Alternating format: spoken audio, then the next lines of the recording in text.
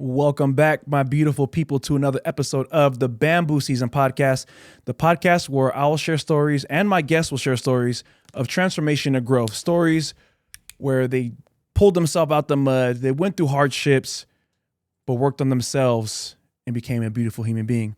It is Women's History Month, so all month long, I've been having amazing women guests who are making history in their respected fields. It is also Multiple Sclerosis Awareness Month, so MS Month. And my guest today is an advocate for MS and an entrepreneur. Yes. I bring you Come on. Keiara Katz. Yes. Okay, so I was nervous because, like you said, we talked about just before we recorded, some people call it, say, Keiara. Well, it is Keiara. Instead of Keiara. Some people say Keiara. And it's Keiara. Correct. Did I say it right in the intro? Yes. Oh, perfect. Boom. Thumbs up. So thank you for making it in today. It is a little rainy out here in Las Vegas today. It is. Which is, I'm not a fan of the rain. Are you? It depends. Like right now, today, I think it's cool, right? It's not too like thorough with the rain. Just a little heavy. drizzle. Yeah. Okay. You think that? Now, something that MS, right? Yes. Multiple sclerosis. I had a friend who has multiple sclerosis. Right. I went to high school with, and what's shocking to me was, in a sense, you couldn't tell, right? Like, I didn't know until she told me. Mm-hmm.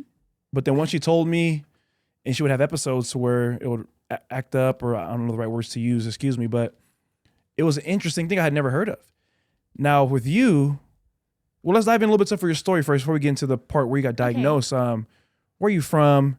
Okay. What do you do? Who do you help?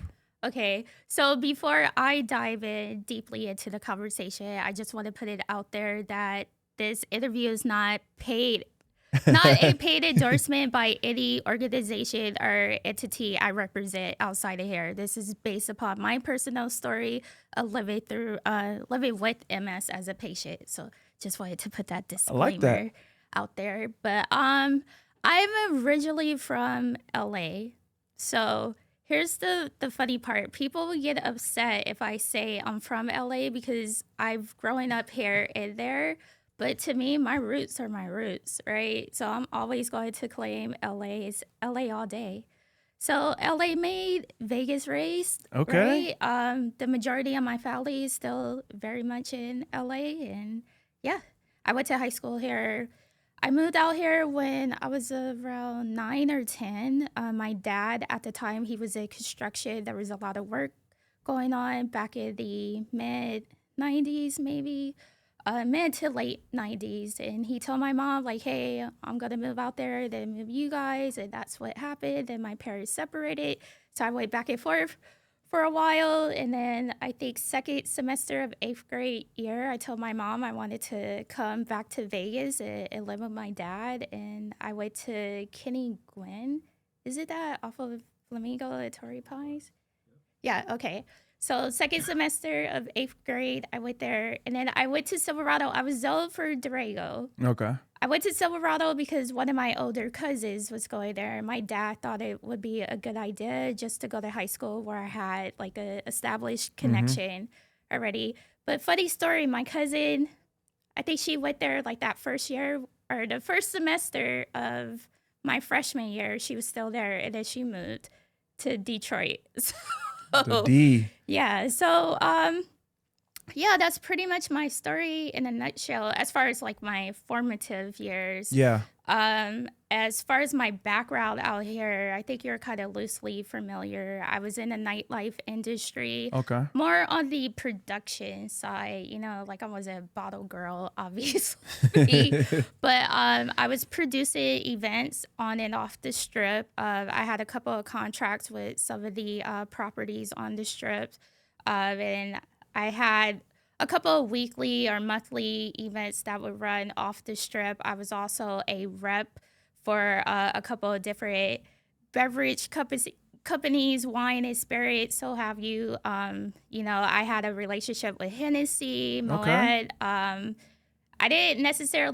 wasn't a rep for them because at the time they didn't have a available role, but I was very much affiliated with them.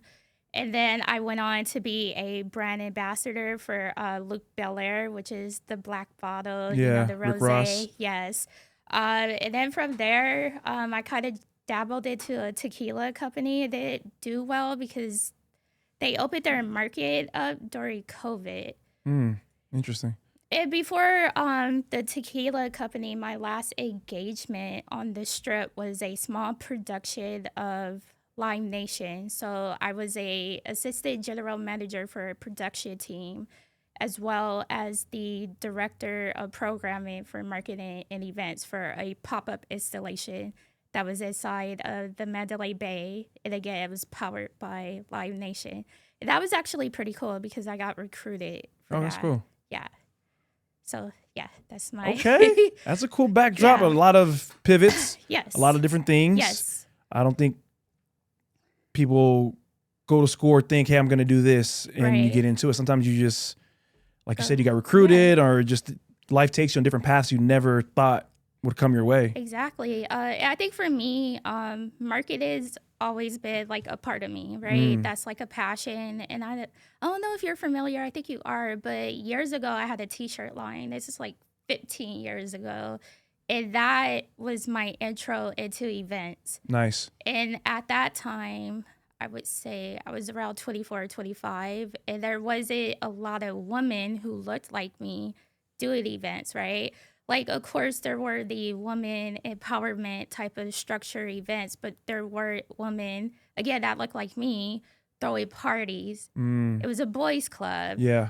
And I kind of dipped my little feet in. And it got my taste of it. And it's been a cool experience thus far. I don't do that anymore. Obviously, we could talk about that. I segue into activism and advocacy. Okay. And what do you do currently? Right now, I am a patient ambassador for a pharmaceutical company, and I also am a high-level volunteer for the National MS Society. So I don't Nice. get paid for that, but for the pharmaceutical company, yes. But I'm also under treatment. And Okay. again, that became a opportunity. I can't talk too much about it, but I was the speaker for last year's Las Vegas Walk MS, and there was a rep for the pharmaceutical company in the crowd, and they wanted to know what treatment I was on and if I would be, open to becoming a patient ambassador for them, and they explained what that would look like and things of that nature. So I also sit on their advisory role. Okay.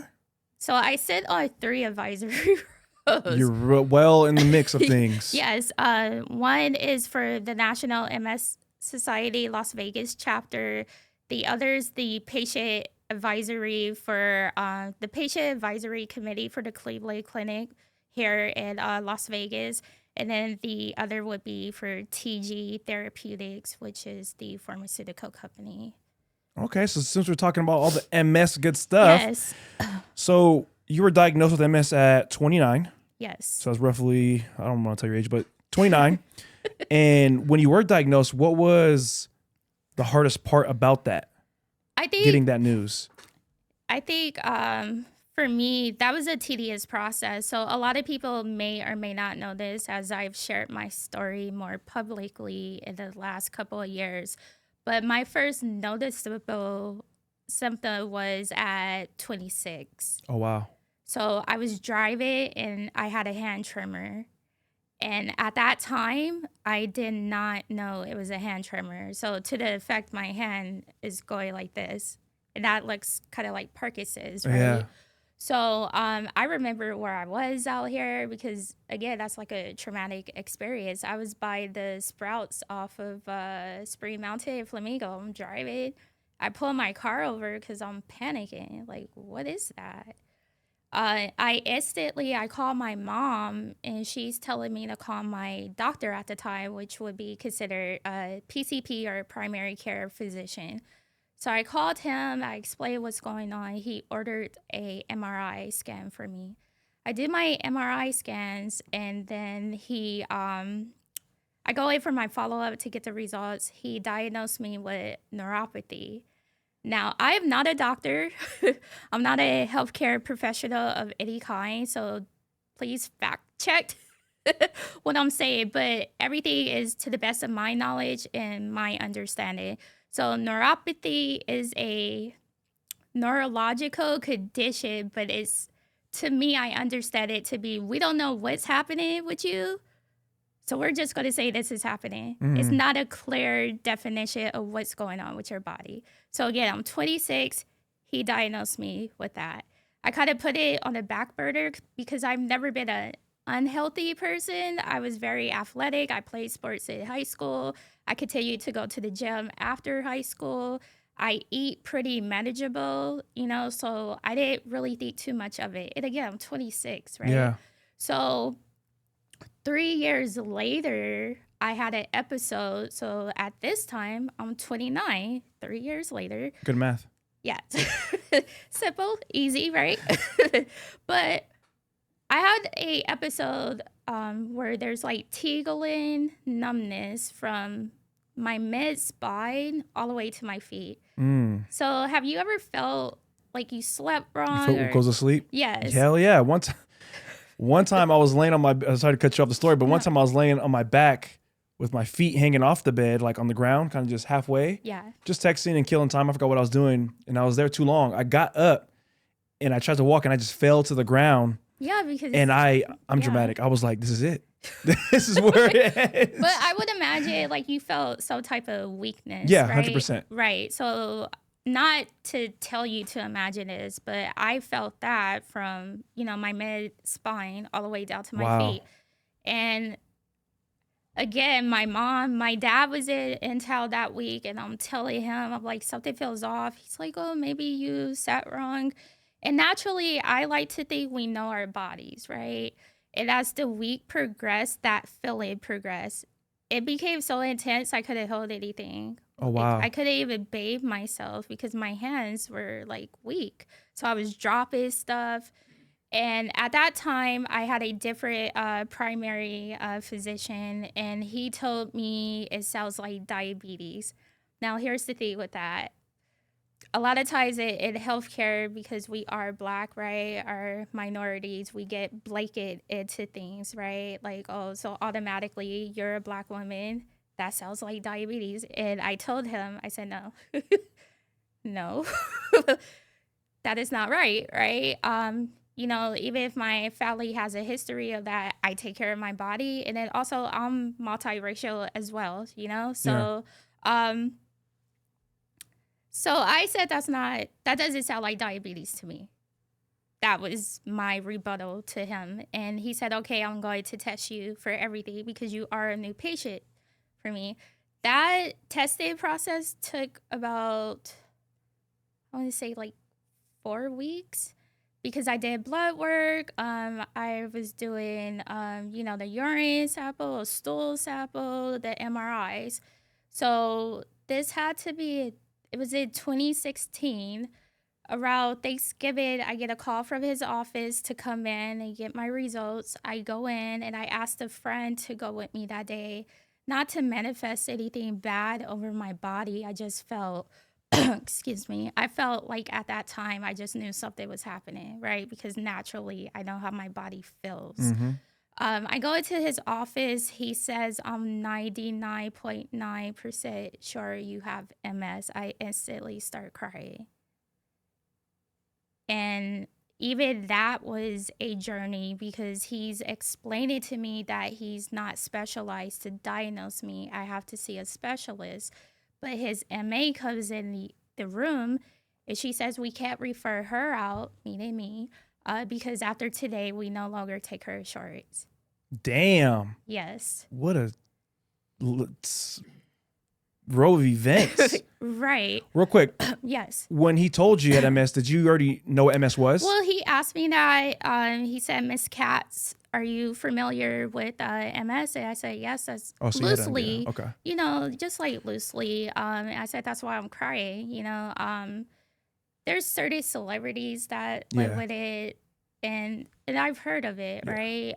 So, yeah, that was my first reaction. Like, what? It's kind of like a culture shock, too, because it's a lot to process all at once. And then to hear that I'm not really diagnosed with it, And now I have to find another primary care physician to refer me out to a specialist to get diagnosed. So to make a long story longer, Ah, that was, I told you, November of 2016. I didn't get diagnosed until April of 2017. so a whole year later, Well, basically close to a year later. yeah, close to. And at that time, again, I was 29. So April, my birthday's in August. That was 4 months before I turned 30. And I just felt like everything was crashing. Even once I got the diagnosis, it was just, for me, it was a moment of white noise for a second. Like I couldn't see anything. And I don't think, and not to pinpoint anybody, because I do feel like I have, a good amount of support within my family and my friend group. But I don't think anybody understood, what I was going through at that time. That is a lot to process. From the time you met the first doctor and he said you Yeah. might have it, we got to change medical Yes. providers, right? In 2016, you mentioned you broke down, you cried, Yes. you felt those emotions. During that time period when you were waiting to see the next doctor to get like Yes. official diagnosis, what was like your emotional state then? Were you like thinking it's an error? Yeah, you know what I mean? That's funny. My mom, she was encouraging me to get a second opinion because no one in my family on my mom's side or my dad's side lives with this. Yeah. Also, me just naturally, I'm a Virgo. Okay. So I'm very One of thorough. those. Yeah. So I went down a rabbit hole, like I was just looking for information. I'm a researcher. So I'm just looking for anything. And as I'm doing that, I'm actually scaring myself because the information that's put out there, every image I would come across would be someone who's wheelchair bound Yeah. or using a walking aid. And that was scaring me. And then it was really unclear to me what MS was. So even once I was diagnosed, the way doctors deliver the information, again, they're taught to do that. They're educated that way, but I'm not a doctor, so the language is not the same for me, right? Like I need it in layman's terms or in relatable terms. So even once I heard it, like you have lesions, et cetera, like what the heck are lesions, right? Yeah. I didn't go to school for this. I'm not a doctor. I'm not a scientist. So I really had to, I would say up until 2 years ago, I couldn't really explain it to anybody else because I didn't understand it for myself. And that's a major thing.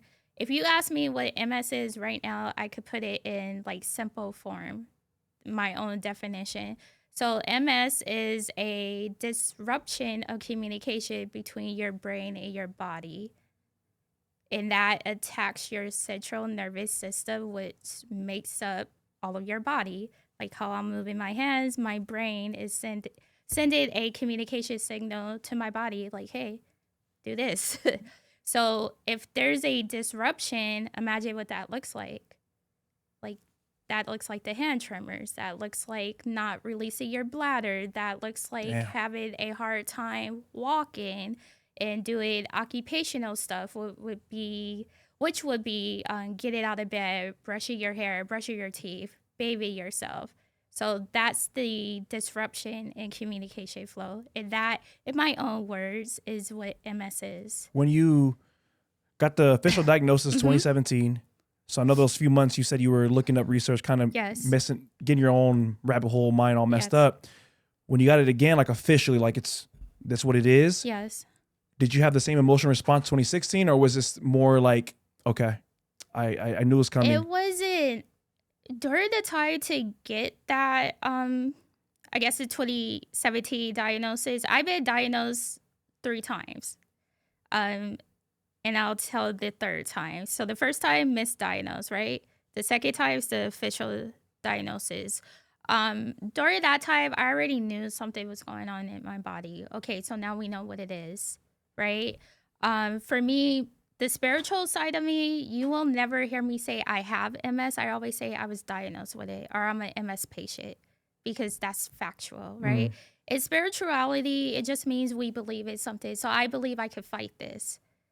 I believe, my life could go beyond this. And that's just me. That's a part of my self-healing. That's why I would never profess that. Like, I have it, although I live with it. You see the difference? Like, I recognize MS as being its own thing versus it being me. Not your identity.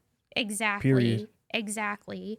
And I think words are very powerful. So in that headspace in 2017, I remember the general neurologist delivering the diagnosis to me, and they asked me something that I often reflect on now.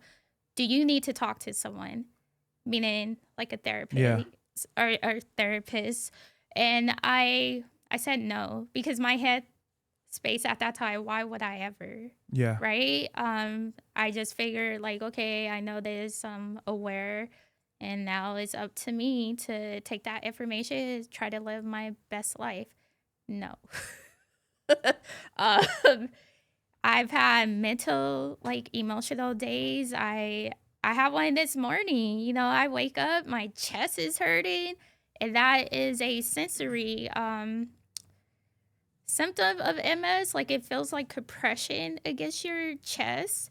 I'm like, oh man, like so I have days like that, and I had a moment almost like a year ago where I felt like I was battling depression. And no one really knew that because, again, I shared this with you in a private conversation. I think I present very optimistically, and I've always been that way. That's true to who I am as a person. But that doesn't take away from I'm still a human. Yeah. I still have heavy days. I still have the average person's stresses, and then now I have this health. And MS often feels like a job I didn't apply for. Because on top of that, it's not just a patient going to the doctor's appointments. Sometimes it's me having to be my own secretary, having to schedule myself for these doctor's appointments, having to go back and forth with the insurance company and healthcare provider to make sure they're going to pay for this. I'm actually dealing with something right now because my insurance paid for a doctor visit, but the healthcare providers say they never got the payment, which I could see the proof, right? I think it's called proof of bill or something like that. They're saying they never received the payment, and now I have this on my collections, like it's on my credit. So this is something new to me, and now I have to figure out how to navigate this. And how does it make you feel? Frustrated, because again, this is me going back and forth. And I remember to try to get that resolved, I was on the phone for an hour with my insurance, with the healthcare provider, being that middle person trying to figure out what's going on here. It is still got sent to collection. So I think for me, again, just speaking from my own experience, these are many of the reasons why I advocate. There's a lot of health disparities happening. There's a lot of health disparities that I was faced with. And going back to before I received the official diagnosis in 2017, my primary care doctor, the other one, I had asked her because she said the same thing, like, hey, I can't diagnose you. She did the MRI scans. She did one on my brain, though. And she said, I'm so sorry. You're so young. You're so healthy, but it does look like MS. I instantly asked to be referred out to the Cleveland Clinic because, again, I'm loosely familiar. I know they have MS specialists there. So here's the difference. And a lot of people don't know this, even including patients. There is a difference between a general neurologist versus a MS specialist. A MS specialist is still a neurologist, but they specialize in something called immunology, which is specific to MS. A general neurologist does not. So with that being said, with an MS specialist, you have more, I want to say more options. And then especially if they're more educated in MS and how the condition itself. And then at the Cleveland Clinic, because it is a advanced like research facility, they have the resources and the ability to advance treatments. technology and things of that nature. Now, again, going back to this is a little before the new year of 2017, and that conversation with my doctor at the time, she's telling me they do not take my insurance. That is false. That's misinformation. I later find out the Cleveland Clinic is a nonprofit. So even in the event that they do not accept a patient's insurance, they have programs where they still do patient intake because, again, they want the research. It's good for them. Yeah. So again, so I go the general neurologist route, and I was so unhappy because even the treatments that were offered to me, I just felt like I wasn't educated enough to make a sound decision. So I started off on a pill. I'm not going to say the name of any medicine, but I started off on a pill. And then to my understanding, at least as I interpreted it, I thought I wasn't going to have any symptoms anymore, right? I'm taking this pill and I couldn't empty my bladder. And at no time... Was that a side effect that you knew going into it? They told you? No, I wasn't aware of that. Oh, were you aware of any side effects? Just the tingling, the numbness. Like I felt like I wasn't, again, educated enough. And if I have a team of doctors and I don't know this, and then you diagnose me with this, I don't even know what's happening. I wasn't aware of all the side effects. So, speaking of unaware side effects, so I know like with MS, I don't know. Sorry. Well, from my experience, I've seen. Yes. Looking at you now, whatever. If I see you walking the streets, I wouldn't be able to tell, right? Right. Very. I think I want to say it's similar to kind of like lupus. If you see something like lupus, I don't know if you can tell or not. I don't know. Hopefully, don't cancel me. Depending on the patient, yeah. So sometimes it's visible. With that being said, like how has that shaped your experience? Because people see you, they're like, you're good, but then deep inside, you're in a sense fighting for your life. To how's that been? I think going back to where I mentioned this, like last year, I started to battle waves of depression. It becomes, for me, like it almost felt like I was going crazy because I start to feel invalidated, be that in the doctor's office or be that amongst family and friends. Because, hey, maybe one day I'm not feeling good. It's kind of like the saying, the first time I say no is like I never said yes, right? So the first time I say I'm not feeling good, it's like, oh, well, you were just doing this yesterday, or, all the back talk that comes with that. And again, for me, I'm not going to say I'm the most thoughtful person, but I try to be. And especially after I was diagnosed with MS, I just try to give people grace. Right? I'm never going to tell you what your experience was or how you were feeling previously. I don't know what your day was like, right? And I feel like with me, a lot of people try to tell me what my day is like or what my experience is. You don't live with this, right? So that's frustrating, especially if you don't even know what MS is. Like, to hear somebody try to give me advice, I remember I had a friend tell me, I was explaining that my iron levels were low. And she had suggested I sit in the sun to soak up the vitamin D. Now, I would like to think that I'm smart, I'm intelligent. So you're not telling me anything I don't know. Yeah. Like, I know the sun is a natural source of vitamin D. But that's not going to be a radical effect. If I go sit in the sun for 10 minutes today, that's not going to boost what's going on, right? So you get what I'm saying? There's a lot of components with that. And for me, it just always feels like there's a term called ableism. And in my opinion, that's like a double-sided coin. Because there's the form of ableism where a person is like visibly disabled and they want to just feel included and they don't want the pity party, right? And then there's the other side, which I feel like I experience. I look surface level okay. So the first time I say I'm not good or I need this, then people start to question like, oh, like, you're being dramatic or things of that. A lot of my symptoms are invisible. One of my primary symptoms is bladder dysfunction, which I kind of loosely talked about, where I have a hard time releasing my bladder. Nobody would know that, right?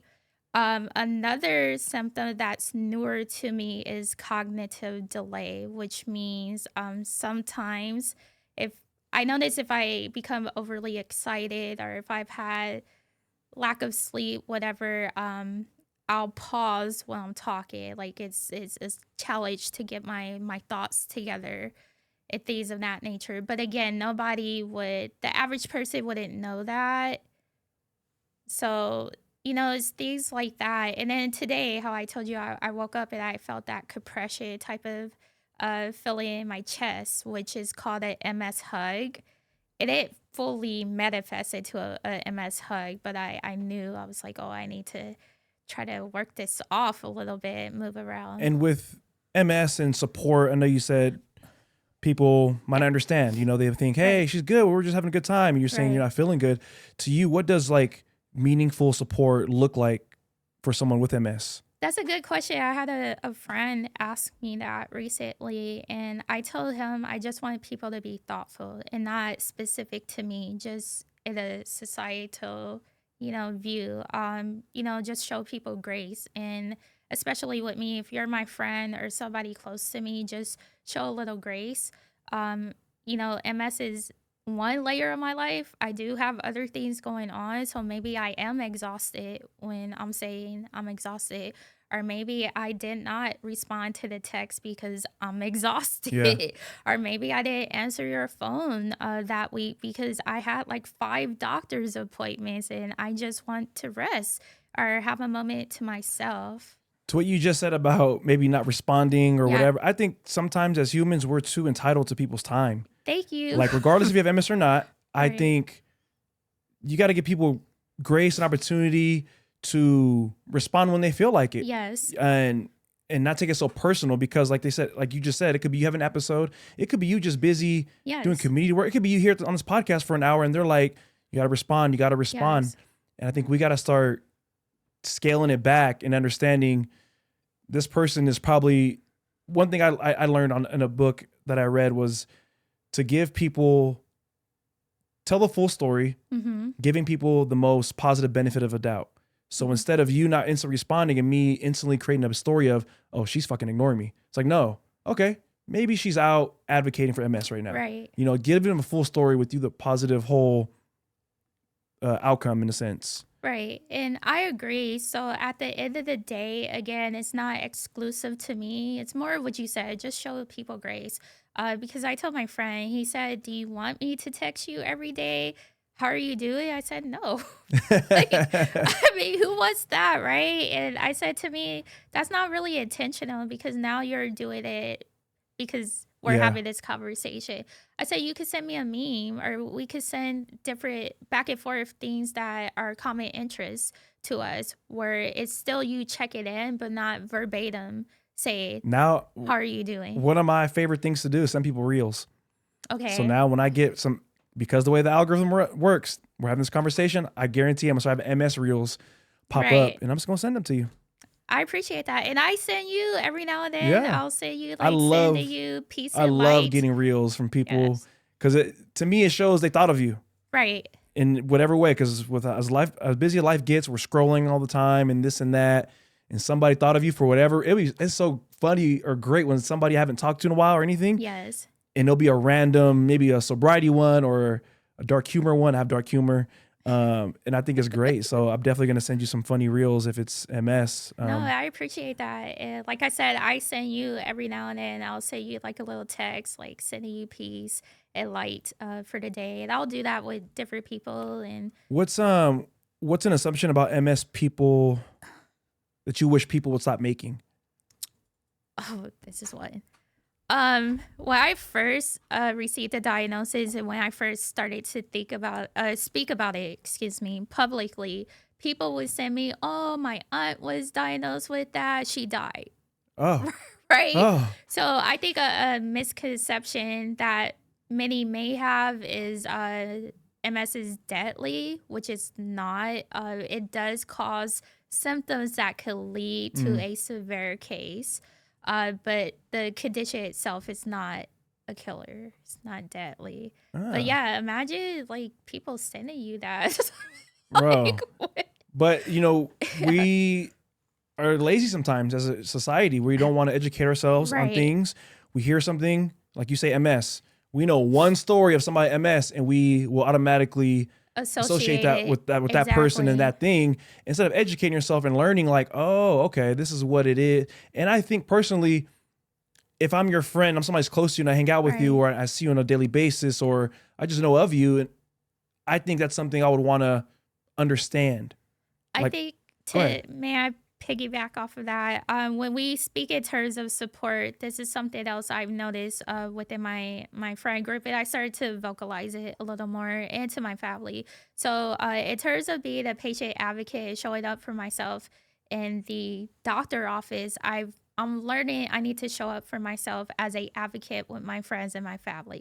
So what does that look like? Asking for that support, right? And what does that look like for me, that support? So I recently told a friend, I've never had family or friend offer to go to a support group with me. Like, even if you wanted to just be curious about it, right? Like, you don't want to participate. And I do a lot of different things as far as raising awareness locally. Rarely do I get, I'm not saying everyone, because I do have friends that come out and they're going to feel some way anyways. Go ahead and say it. I mean, people are going to feel some way anyways. Right. And, this is not directed to anybody specifically. I'm just saying, I know a lot of people. I'll put it like that. I know a lot of people. I have a lot of family. Yeah. There hasn't been someone where I don't have to invite them. Like, naturally, I post what I'm doing. Just show up. If you really want to know, just show up and get the information. And even if you don't live with MS, if you don't know someone affected by it, it's general health information. And one of the things I advocate for is to connect with a younger demographic. Like you said, we didn't really put our age out. I'm going to assume we're close to the same age. I've known you for some years. But I noticed my first symptom when I was 26, right? And as time progresses, I noticed that health is not a common conversation amongst a younger age group. That's not a natural environment for us. That's not something we're prone to talking about amongst our friends. I noticed in recent years, mental health has become more popular, but we still socialize physical health conditions with an older age group. Even MS, people would think like someone is in their 50s, 60s. No, the average person, I think, they'll notice a symptom at around like 18, 20. So again, if the conversation is not common enough, how do you even know this is happening? With you saying that, I think sometimes it's crazy. People aren't optimistic enough. And it's almost like, I don't put it in a negative way, but like that anything is possible, good and bad, at any age. Yes. Because I even knew a trainer. I went to a fitness convention once, and it was about diabetes. And I was like, cool, I would love to learn about this workshop. So I'll go through it. And this is a guy, he's well known with the National Academy of Sports Medicine. It's the certification program you go through. Fit guy, whatever.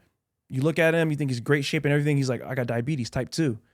And it was a struggle for him because he's like, I eat amazing, I work out, and boom, he got hit with diabetes. And it just opened my eyes to like, yeah, because we connect things with certain people based off what honestly what the world shows you and tells you.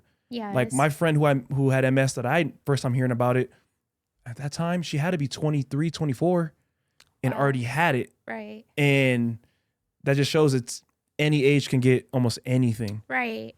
And then I noticed, can I ask you a personal question? Hell yeah. And I know you love questions. You went through your own thing with your health because the fall, the accident. What is your relationship with healthcare now? Like, how often do you go to the doctor? I try to go at least 2 times a year. Okay. To get annual blood work to see how that is. Yeah. Outside of that, not much. I have an orthopedic surgeon that I see every 6 months. Okay. to get some injections for my knee because I have arthritis in my knee. And why? Yeah, where are we going with this? I want to see what you. I was That's it? going with you go more than the average person would Oh, say yeah. they go, right? And a lot of people, like I had asked another friend, and he said he doesn't go as often because he has like associated trauma. Early childhood, he Yeah. remembers going to the doctor, all he was doing is screaming and crying. And I think even if you're holistic or into natural remedies, which I am, I'm not on top of it like I used to be, but I think a doctor, they're still equipped with, you know, certain abilities, resources that we naturally don't have in our everyday life. So that's a North Star. That's how I like to look at my doctors. You're going to give me this information. Now it's up to me to take the information that you've given me and remedy myself. Right. So I believe in both traditional and non-traditional medicine. I have doctors in my family. One of my cousins is a trauma doctor. One of my uncles is a nurse practitioner. I have other nurses in my family. I have pharmaceutical researchers in my family. So I do understand a part of healthcare where I still think it's very much important, right? And I going back to that conversation about young people, you and I are millennials, right? There's a generation that's going to come after us, Gen Z. What is it after that? Gen X or YZC? Yeah. I don't know, but my personal mission is to make sure that they're educated, they're informed, because these are potentially the next healthcare providers, the next stakeholders, and hopefully not, but potentially the next MS patient. If you don't know what that looks like as far as what the symptom is, how to identify that, you're not going to go to the doctor. So another analogy that I often use is we're prone to maintenance our car. You'll see like your gas light is on. That's a call to action to put gas in your car, right? Or your oil needs to be refilled. That's a call to action. But we don't apply that same call to action to our bodies. When Oh, we 100%. notice, I'm in fitness. I see it all the time. yes. People feed their plants better than they feed themselves. Ooh, I like you that. make sure your plant has water. You make sure it has sun. You make sure you check on it.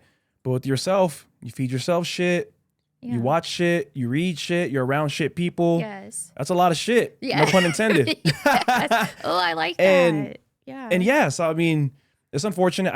I back to what you said about the going to the doctor. I tell my clients all the time, especially my female clients, go get your blood work, even if it's 1 year, two times a Yes. year, because as you get older, things change. Your environment changes, the food you Yes. eat changes, your stress level changes, and it could be one simple thing that you're low on, that a supplement you can take that will help you change the game. You could be low on Yes. magnesium, potassium. I know women sometimes are low on iron. Yes. As you get older, your estrogen levels, testosterone levels. I had a Yes. client, she was a little bit older, and she went and got her blood work, and she found out her testosterone was low than it should be for, average woman. Yes.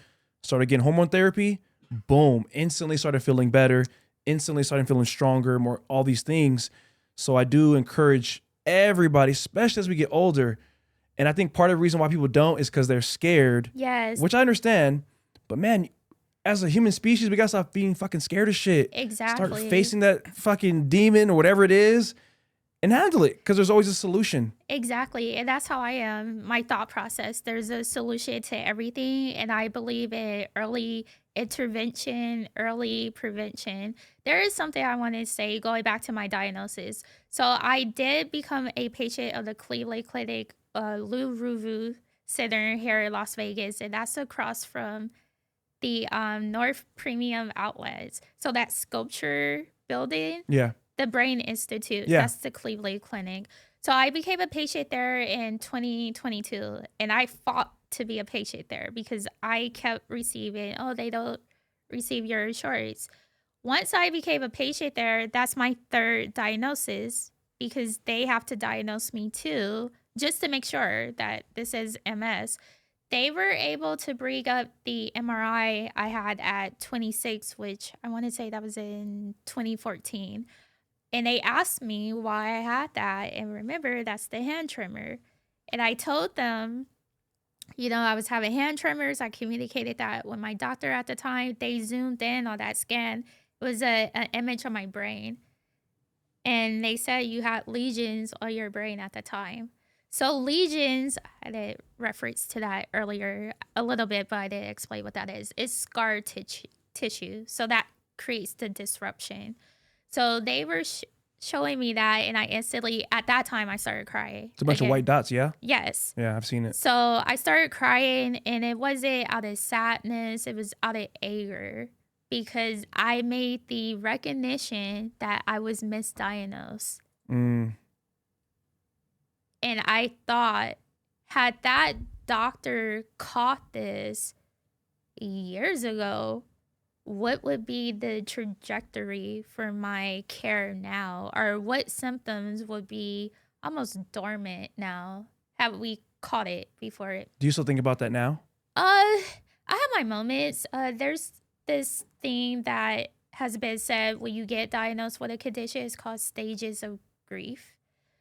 And I think the first stage is like you're angry, you're upset. And all these stages are to be said to be experienced through years. Yeah. So the first year, you're angry, you're upset. The second year, you're in denial. The third year is a identity crisis. And I think I still like toggle in and out of the identity crisis because, again, like I was a whole different person before this. But now you're better. Yeah. Ooh. I can't reach you, but yeah, the air. But so I go in between that, and then the last stage is you finally accept it. For me, it took a while to get to that. I accept it because I had to learn kind of like reverse engineering to look at MS, like I said earlier, as its own thing. Yeah. Like, hey, you're just a roommate here. This is my life. And I think I'm glad you said that earlier about the language you use and all these things. Because when they told me I had PTSD and anxiety and stuff, I was like, yeah, right, lady. Like, no, I might have the symptoms or whatever, but I never put that label on myself. Right. Instead, I became aware of the symptoms and I started looking for solutions to help me handle those symptoms. Right. And I don't know if they'll ever go away completely, but at least I have the tools now. And like a client of mine the other day was telling me how her family members, when certain things don't go their way or things are hard, I think I'm depressed. And how she told her, like, you can't keep saying that to yourself because now when you experience a similar situation, the chemical response in your head is, oh, this is happening. We're depressed now. Right. And I'm not knocking anybody who might have depression. I'm not saying it's not real, but I just believe the language you choose to speak and say, your body starts to feel like, and it's going to remember that. I had a question for you. Okay. Because it is Multiple Sclerosis Awareness Month, also Women's History Month. Yes. And hearing the shit you're doing and how I could just tell by how you're speaking about how passionate you are, not just about telling your story, but you're telling your story in a way to that little girl, little boy, whoever out there gets theirs. They're gonna look at you and like, damn, okay, then I feel seen now. Right. There's somebody out there fighting for us. What is it? Damn, where'd my question go? You're good. If you could have a question with any woman in history about resilience, who would it be and why? Ooh. Wow.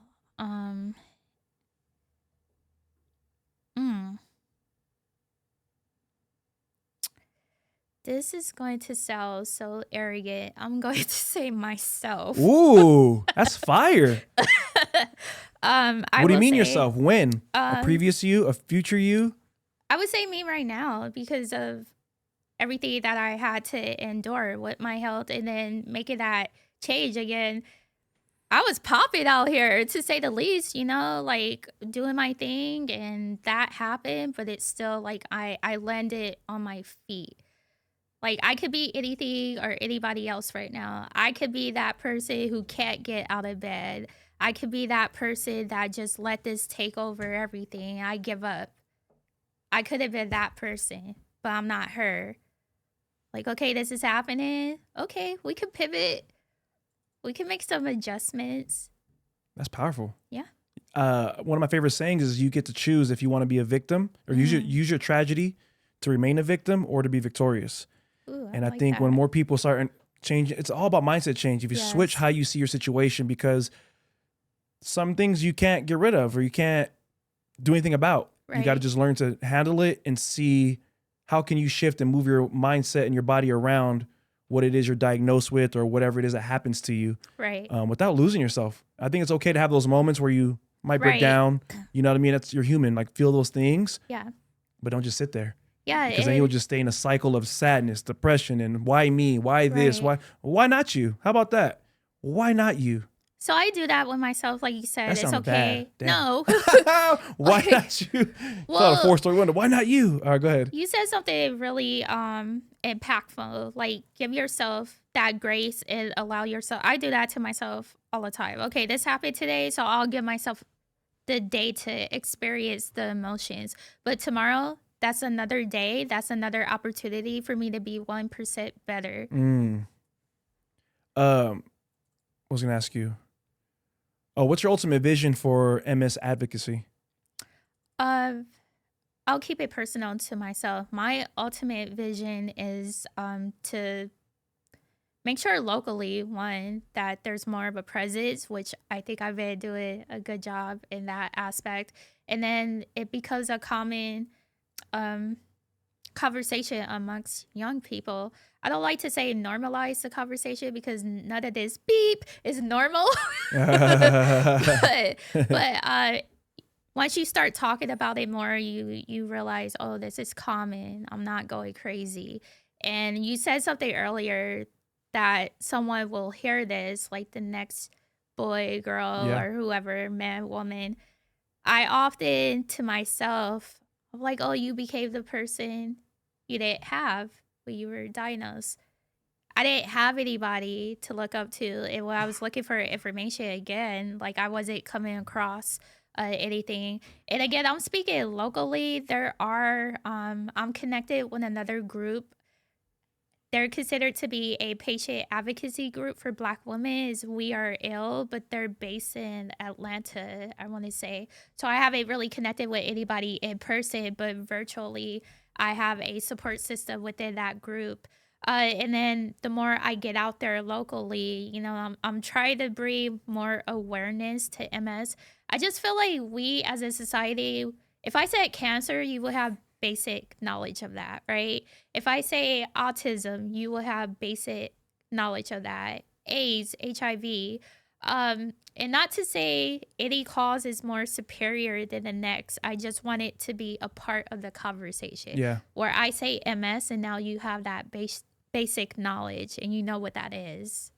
I think that's beautiful said. I think you're right. I think, like I said, not to compare causes. They're all great. I think overall health, it's unfortunate. And there's so many, you know, and I think we don't decide to support one until it affects us personally.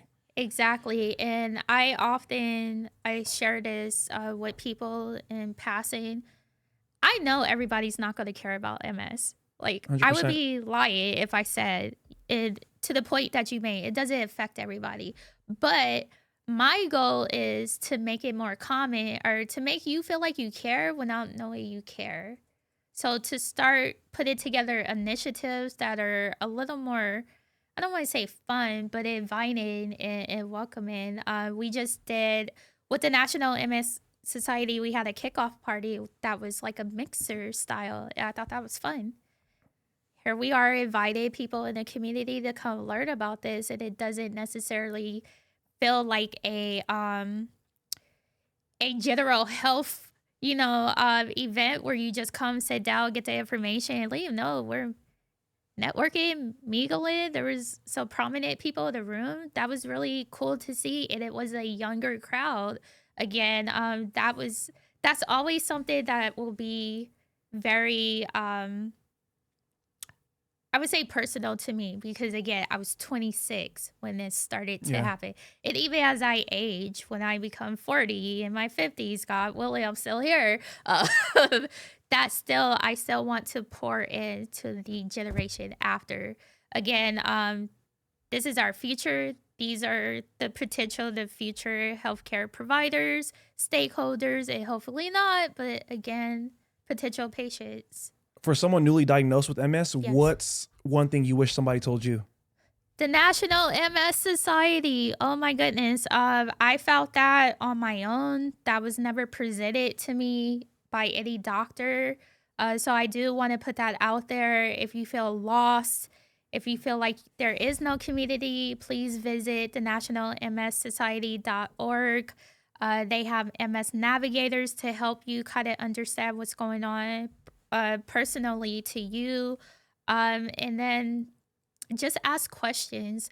When you're in a doctor's appointment, one of the things I try to do before I go to my appointments is make a list of 5 questions. I don't care how like basic it is, because at the end of the day, this is your life. So no question is ever too dumb or stupid. Anything you want to know, like, hey, what color is the sky today? Yeah. That could be your question. Don't be scared to speak up for yourself. You're a expert in your life. Your feelings are valid. The way you feel physically, mentally, that is all valid. And don't be scared to voice that at your doctor's appointments. And then coming up April 5th. April 5th is the Walk MS 2025 for Las Vegas. That will be at Sunset Park. Let me get the information here. I think the walk kicks off at 9 a.m. Okay. So if you guys are looking for more information, you can find that at, hold on, I want to say the nationalmssociety.org, but I know they have a direct URL. Give me some time. I know we're running out of time, so sorry. Time is an illusion. Hey, is a construct, right? Like, it's not real. Let's see. Until you run out. Ooh, that was a bar. Man, I need you to drop a book. Shit. I am the book. Damn, it's another one. Okay, so this is a long URL. You could go to... we'll tag it. I'll add it into the description, okay. yeah. So events.nationalmssociety.org. You could type and Walk MS. It'll just pop up. Regardless of what city you are, it'll pop up. All right. And also, it is MS Awareness Week. What day is it? March 14th, right? Oh, Today's March the 13th. Okay, so MS Awareness Week lasts until Saturday. So it started March 9th, and it goes on until March 15th. But the entire month is MS Awareness Month. Oh, one last thing. Sorry. Myself and a fellow activist, we were able to get the mayor, Shelley Berkeley, to proclaim March 9th as National Multiple Sclerosis Society Day. Nice. So, yeah, we received the proclamation for that. And, yeah, that was it for me. All right. Well, I appreciate you unloading and telling us your struggles, your story, how we can help bring more knowledge to something that's not spoken about by many. Yes. Multiple Sclerosis Awareness Month. As we wrap up here, what's a quote you live by and why? Ooh, it's a good one. It's a good one. I have it. Hold on. The best way to predict the future is to create it. And that basically, in a brief sum, everything we just talked about, like the resilience, like, of course, MS could have taken over my life, right? But no, I'm going to change it. And that looks like advocating to me.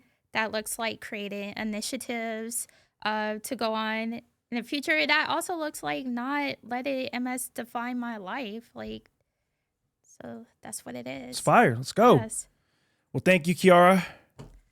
Ooh. Keiara, damn it.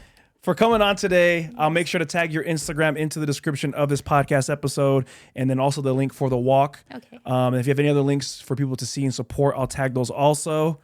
And gracias. Thank you for having me. Of course. Thinking of me. All right, team. I'm just used to being in group settings. All right, before we wrap up, I need to let you know about something big going down. If you're feeling stuck, you're feeling lost, or like you're carrying weight you can't anymore, I'm putting together a powerful, life-changing wellness workshop Sunday, April 27th here in Las Vegas. It'll also be virtual, so if you're not in Vegas but you want to hop on Zoom, boom. This is, like I said, life-changing for you to finally start healing, start figuring out yourself, getting some answers to why. We're talking about sobriety. We're going to talk about trauma, help you give you techniques to help you improve your overall well-being. Sunday, April 27th. The link to get your tickets will be here in the bio. And a word I'm going to leave you with. You don't have to prove your pain.